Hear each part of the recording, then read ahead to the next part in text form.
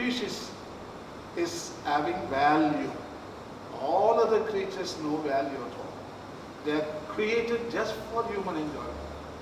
So focus is on only one species. The rest of them, let them die. Let them disappear. Who cares? But you know what? If they disappear, you become an orphan. That is what I'm afraid. We are standing in a position where we become orphans. Yes. What is life? What is human without the bees? What is human without butterflies? What is humans without frogs and flowing streams, stars in the night, and flowers, the singing birds? We will be impoverished. In other words, we'll become mental. That is what we are. Slowly, everything is disappearing, and we will be all admitted in a mental hospital. Also, mental hospital will be empty because not many people, only few. Such a disaster is striking out humanity. So anthropocentrism is wrong. It is not for one species' sake. All other species were created. It is for the glory of God. Every creature is created. Every creature has a purpose. They play a role. Every creature has three rights, basic rights. To be, that means to live, and to flourish, that means to bring out their own kids and species. The third one is very important, to play a role for the fulfillment of the common good of the universe. For the common good of the universe, every creature plays a role. You understand that those three fundamental rights? So every existence demands rights. It comes with the instruction manual. When you buy a small cell phone, anything you get an instruction manual, isn't it? So when a life comes, you get a manual of rights. So there are frog rights, there are snake rights, mosquito rights, land rights, water rights, and tree rights. Everybody has the rights because God found them good. And God Himself blessed them, multiplied. And He has given right to live. Practical relativism, what is that? Practical relativism means it is my opinion at last counts. So who is Pope? Who is President? What is Constitution? Those are all doesn't have any meaning. I came for the seminar just for fun. When I go home, I'm going to decide what is best. My mind tells. That is the relativism. So after all, today 7.5 billion relativistic ideas. In other words, we believe in our subjective knowledge and subjective truth. What I think is the best. That's what I practice. And there is no objective truth at all. So we reject every objective. Even Bible is rejected. So practical relativism today, too much.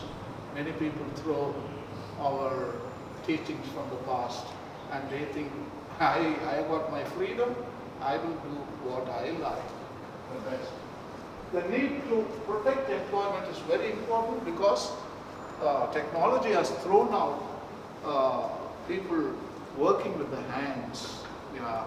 Now uniform recipes, products, the same boring stuff.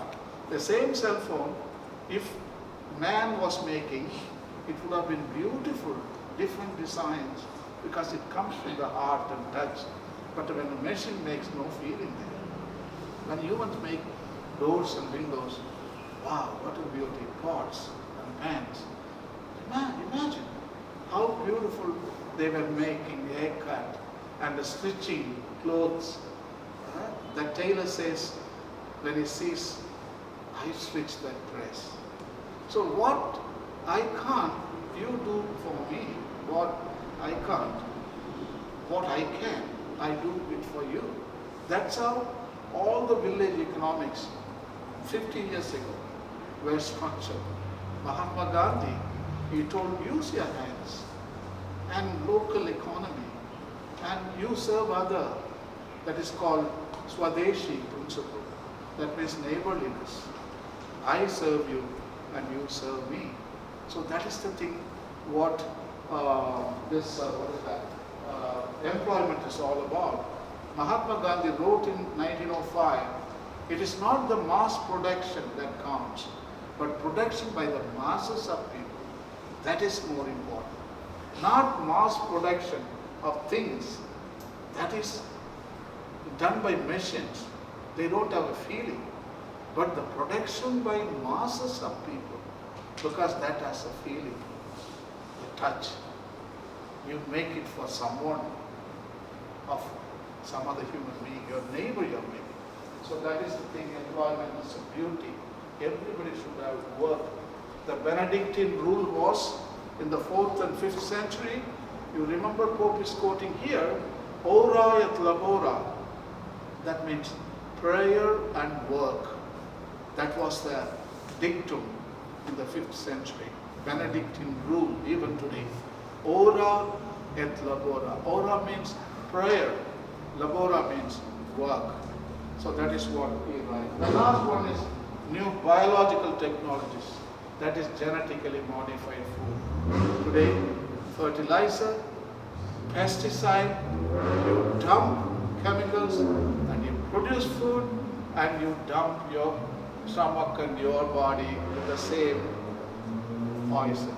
So today, 75 to 85% of the food is genetically modified. So that is what I'm afraid. Today, what it does to our bodies, the research has not been conducted thoroughly because the time period is very small. It takes some 100 years more to see the effect of what we have been putting into our body. Already the preliminary evidence suggests it's very bad. It's very bad. So genetically modified food and our experiments on animals and plants and seeds should be subjected to ethical considerations. Without ethics, we shouldn't do anything at all. We should unnecessarily should not cause pain and suffering to an animal, to conduct an experiment like mice, monkeys, and especially don't change the seeds because God has created them. For the future generation, we need to protect those seeds. Don't tamper with them. Imagine once we lose all the seeds, then we have to buy seeds. And those seeds, they don't produce at all. We have to buy more seeds. So, but God's seeds, they produce seeds. And you can share.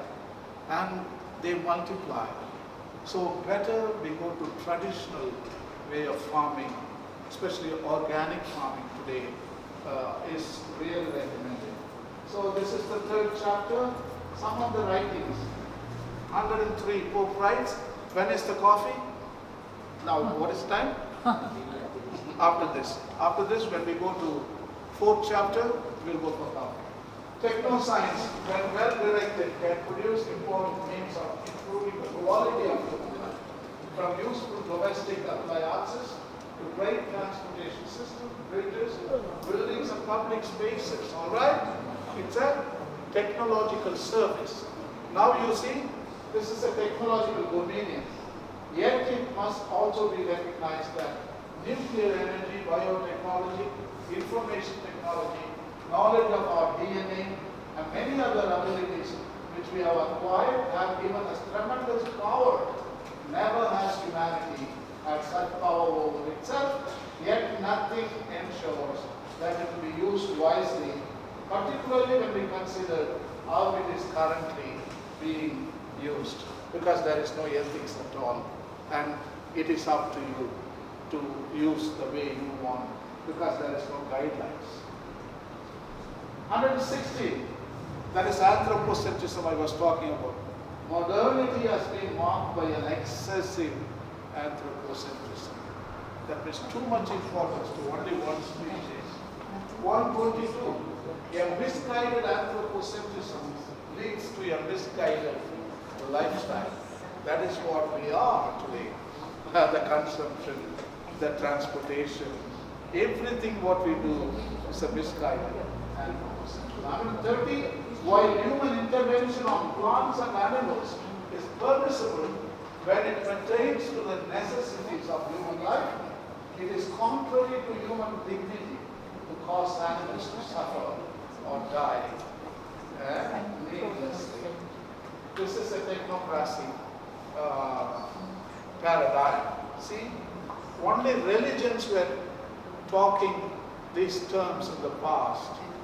Every religion was telling, we have control, we keep you safe, and we are your God. That is a religious dictum. But today, technocracy has become a new religion. So that is dictating the same what was dictated by religious pontiffs. What Pope was telling, now technocracy is repeating the same thing. So today this is the place where we are. All right, when we come back, we will go 4 and 5 and 6. It will take 45 minutes, I think. We will finish it. But just go for a break, have some coffee and refreshments, and come back and reflect. Downstairs we have the break.